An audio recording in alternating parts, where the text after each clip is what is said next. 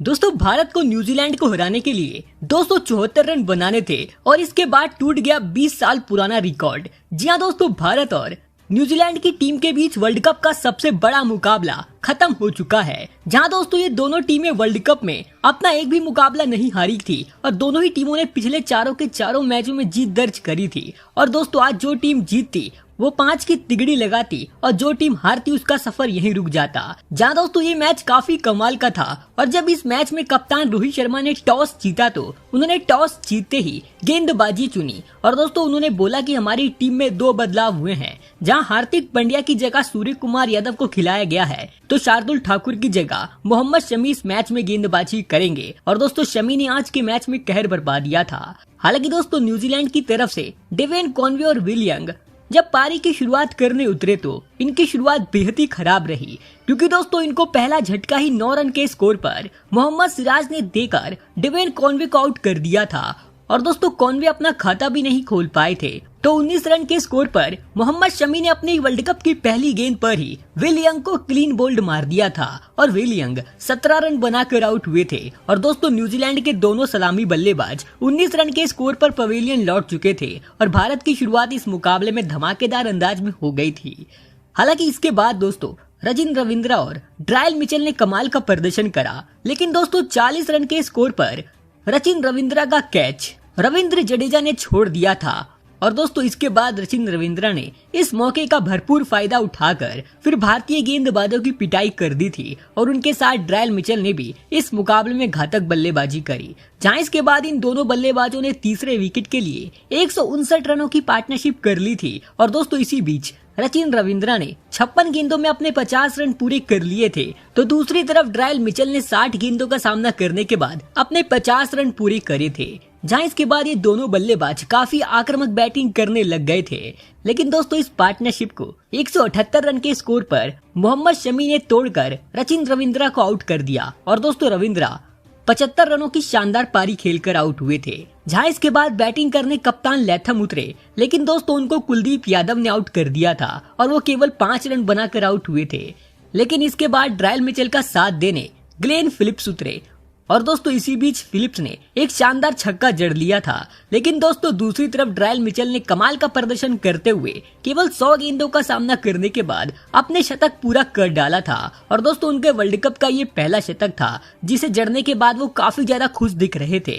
लेकिन दोस्तों इसके बाद हमें भारतीय गेंदबाजों का जबरदस्त कमबैक देखने को मिला, क्योंकि दोस्तों इसके बाद भारतीय गेंदबाजों ने न्यूजीलैंड के एक के बाद एक विकेट गिराने लग गए, क्योंकि इसके बाद ग्लेन फिलिप्स केवल 23 रन बनाकर कुलदीप यादव की गेंद का शिकार बने थे तो इसके बाद जसप्रीत बुमराह ने मार्क चैंपियन को आउट कर दिया और वो 6 रन बनाकर आउट हुए। जहां इसके बाद मोहम्मद शमी ने एक ही ओवर में एक के बाद एक करके मिचेल सेंटनर और मैट हेनरी को क्लीन बोल्ड मार दिया था। लेकिन एक तरफ इस मुकाबले में ड्रायल मिचेल कमाल की प्रदर्शन कर रहे थे, लेकिन दोस्तों उनको भी आखिरी ओवर में मोहम्मद शमी ने आउट कर दिया और ड्रायल मिचेल 130 रनों की बेहतरीन पारी खेलकर आउट हुए थे। उनके इस पारी में 5 छक्के तो 9 चौके शामिल थे तो आखिरी गेंद पर लोकी फर्ग्यूसन रन आउट हो गए थे। और दोस्तों इस तरह न्यूजीलैंड ने पूरे 50 ओवर खेलने के बाद 273 रन बनाए थे।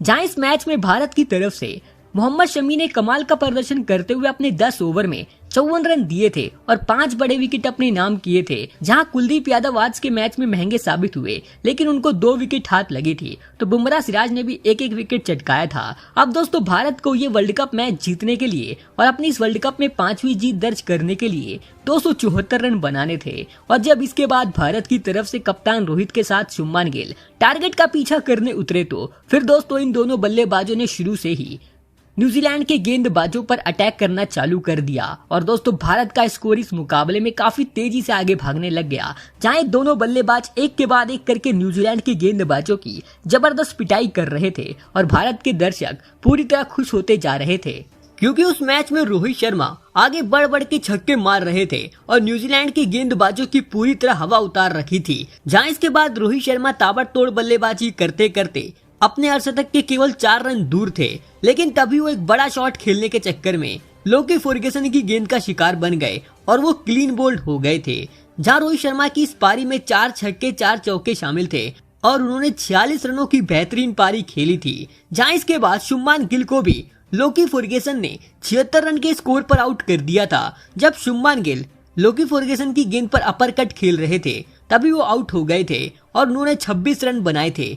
जहां इसके बाद बैटिंग करने विराट कोहली और श्रेयस अय्यर उतरे और दोस्तों इसके बाद इन दोनों बल्लेबाजों ने कमाल का प्रदर्शन करा और भारत का स्कोर 100 रन के पार पहुंचा दिया था। लेकिन दोस्तों इसी बीच मैदान पर कई सारे बादलों ने मैच को काफी देर तक रोका रखा और मैच के दौरान इतना सारा फॉग आ गया था कि पूरा मैच काफी देर तक रुका रहा था और दोस्तों पूरा मैदान ही फॉग की वजह से ढक गया था। हालांकि जब इसके बाद खेल चालू हुआ तो फिर इन दोनों बल्लेबाजों ने एक बार फिर से भारत की शुरुआत कमाल के अंदाज में करवाई।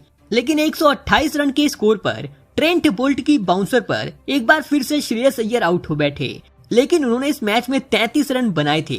जहां इसके बाद विराट कोहली का साथ देने केएल राहुल उतरे और इसके बाद इन दोनों बल्लेबाजों ने यहां से भारत का स्कोर काफी धीरे धीरे आगे बढ़ाया और दोस्तों ये दोनों ही बल्लेबाज काफी संभल कर बैटिंग कर रहे थे और दोस्तों भारत की जीत इस मुकाबले में पक्की होती जा रही थी। लेकिन इसके बाद 182 रन के स्कोर पर जब मिचेल सेंटनर ने केएल राहुल को एलपीडब्ल्यू आउट कर दिया था तो अंपायर ने तो उन्हें आउट नहीं दिया था। लेकिन इसके बाद रिव्यू में पता चला कि वो गेंद सीधा किल्ली से टकरा रही है और इस वजह से केएल राहुल 27 रन बनाकर आउट हुए। जहां इसके बाद बैटिंग करने सूर्य कुमार यादव उतरे और दोस्तों सूर्य कुमार यादव इस वर्ल्ड कप में पहला मैच खेल रहे थे। लेकिन दोस्तों वो भी केवल 2 रन बनाकर रन आउट हो गए थे। जहां विराट कोहली और सूर्य कुमार यादव में पूरी तरह गलत तालमेल की वजह से वो आउट हो गए थे। लेकिन इससे पहले विराट कोहली ने 60 गेंदों में अपने 50 रन पूरे कर डाले थे और दोस्तों ये मुकाबला थोड़ी देर के लिए फंस जरूर गया था। लेकिन इसके बाद जब जडेजा बल्लेबाजी करने उतरे तो फिर इसके बाद जडेजा और विराट कोहली ने इस मैच में भारत की पकड़ को एक बार फिर से मजबूत करा और भारत की उम्मीद को एक बार फिर से जगा दिया था। और इसके बाद इन दोनों बल्लेबाजों ने कमाल की प्रदर्शन करते हुए भारतीय टीम की जीत को पूरी तरह पक्का कर दिया था। और इसी बीच दोस्तों विराट कोहली का शतक भी होने वाला था जहां वो अपने शतक से केवल 5 रन दूर थे और भारत को वो मुकाबला जीतने के लिए भी 5 रन बनाने थे। जहां इसके बाद मैट हेनरी की गेंद पर विराट कोहली ने एक बड़ा शॉट खेला लेकिन दोस्तों वो कैच ग्लेन फिलिप्स ने पकड़ लिया था और इस वजह से विराट कोहली 104 गेंदों में 8 चौके 2 छक्कों की मदद से 95 रनों की शानदार पारी खेलकर आउट हुए और दोस्तों 5 रन से अपने शतक से दूर रह गए। लेकिन दोस्तों उनकी ये पारी 20 साल के इंतजार को खत्म करवा गई क्योंकि दोस्तों इसके बाद रविंद्र जडेजा ने 48वें ओवर की आखिरी गेंद पर एक शानदार चौका जड़कर भारत को इस मुकाबले में जीत दिलवा दी और भारत की टीम ने ये मुकाबला 4 विकेटों से जीत लिया। जहां रविंद्र जडेजा 39 रनों की शानदार पारी खेलकर नॉट आउट रहे और इस जीत के बाद भारतीय टीम पॉइंट्स टेबल में सबसे ऊपर पहुंच चुकी है।